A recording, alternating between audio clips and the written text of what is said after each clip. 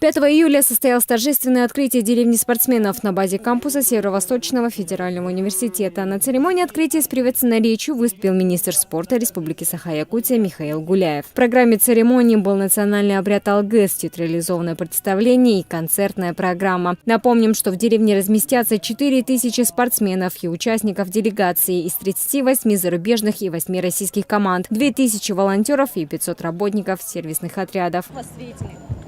Нас встретили с саладушкой.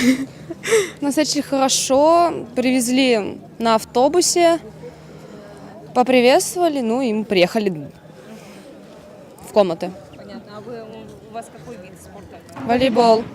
Да. Какие шансы оцениваете? Надеемся на победу. Первое место.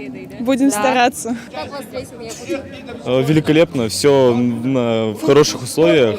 Великолепно, да, все нравится, великолепные условия, великолепное питание. I'm very glad to be here.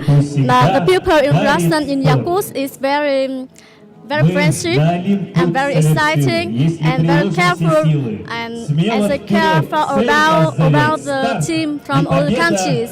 В рамках 6-х международных спортивных игр «Дети Азии» на территории деревни спортсменов планируется насыщенная культурная программа, где помимо популярных развлечений в нее включены презентации национальных видов спорта и праздник лета ЭСЭХ.